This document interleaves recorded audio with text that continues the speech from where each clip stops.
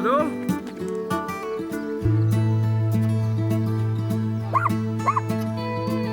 Bonjour.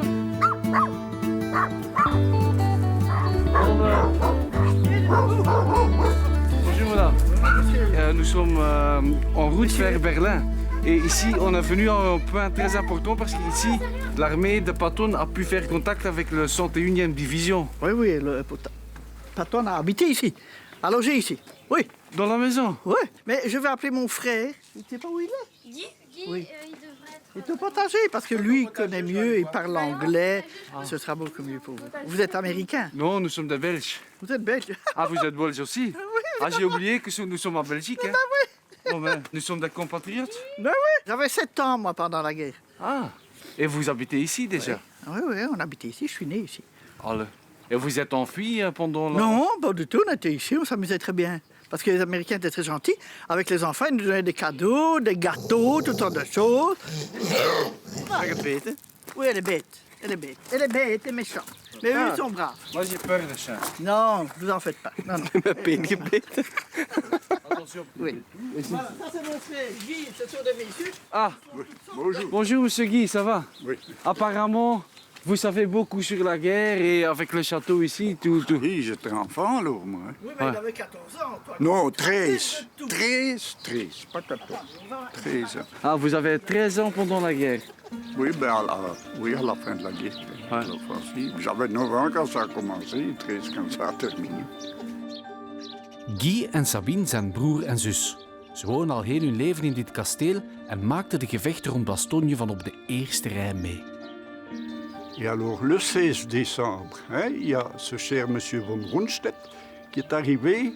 Alors, les Américains sont partis comme des lapins. Hein. Donc, toute la maison était occupée par l'armée allemande. Et mon père, il était prisonnier dans des camps de concentration en Allemagne, lui. Il était pas prisonnier de guerre, il était prisonnier politique. Ouais.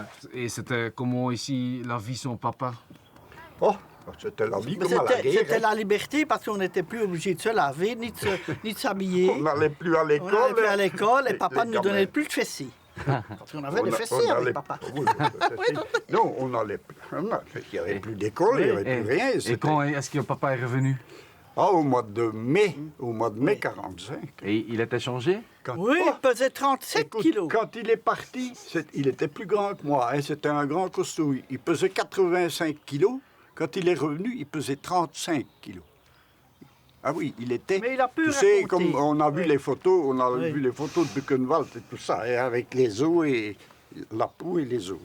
Quand même pour votre mère, c'était très difficile, 4 enfants et tous les Allemands ici dans la maison. Oui, oui. Et elle n'avait pas peur? Non, pas du Non, tout. C'est elle pour ça était que nous très n'avions pas courageuse. peur. C'est parce qu'elle n'avait pas peur. Ou en tout cas, elle ne le montrait pas. Donc elle était très Parce que- vivante, elle se défendait. Elle allait dans le bureau des Allemands pour voir les cartes. Elle allait essayer de savoir où étaient les lignes allemandes, américaines, etc. Et tout de suite, alors les officiers allemands disaient « Sortez, sortez, vous ne pouvez pas rester, etc. C'était Oui, parce furieux. qu'on a eu- Elle se défendait bien. La dernière nuit, il y a des avions américains qui sont venus mitrailler tout le bois, parce que c'était plein d'Allemands partout. Alors après, avec les gamins, je me souviens, on courait partout. Eh bien, dans les champs, là, hein, il était passé tellement de tanks, il y avait des cadavres allemands par terre, et tu voyais la trace de la chenille du tank qui était passé sur le cadavre. Hein. Donc il y avait la tête d'un côté, les jambes de l'autre, et tout le milieu était aplati. Il y avait des cadavres partout. Hein. Oui, dans la neige, Surtout c'est des Allemands, mais aussi des Américains. Oui. On a retrouvé des cadavres encore un la an fontaine. après, hein, dans les bois. Mais ça n'a pas changé votre tête, ça allait. Bon, C'est drôle, hein? on T'es était... curieux, philosophe, fataliste, comme ça, c'est comme ça. Kijk, dat is de mama. En hier Guy, de man waar we nu mee spreken. En zijn zus Sabine. Dat is de vrouw die geen schrik had van een Duitser.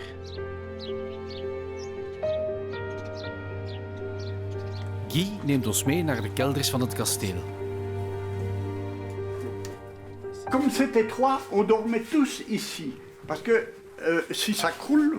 Moi, je me rappelle, je dormais là, j'avais les pieds dans la porte. Ah, c'était plus large pour vous. Voilà, c'est ici on dormait dans le corridor, hein, et c'est ici qu'on passait toute la journée, ici. Et tu vois, il y a une cheminée, hein, on avait un petit poêle, on faisait du feu. Ouais. Et dans la maison, il y avait les Allemands. Ah ben, il y avait les Allemands partout, hein. Alors un jour, hein, il y a un Allemand qui arrive, il était affamé, hein, il avait très faim. Il demande à ma mère si elle n'avait pas un peu à manger. Et ma mère, elle avait justement fait des galettes, hein, des gaufres, hein, waffles, hein.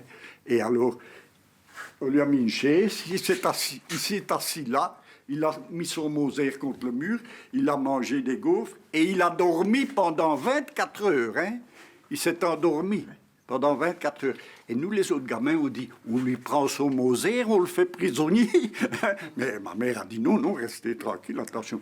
Et c'est un garçon, hein, il avait peut-être 14 ou 15 ans. Hein. Allez. C'était un gamin pas plus âgé que nous. Hein. C'est vraiment magnifique, hein. C'est qui ça?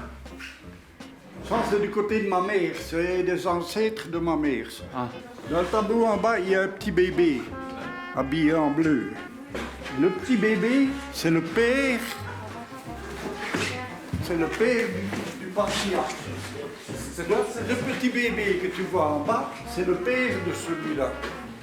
C'est le père. Et lui, il s'est marié 2 fois. Hein. Il a eu d'abord sa première femme ici, une Française. Il a eu.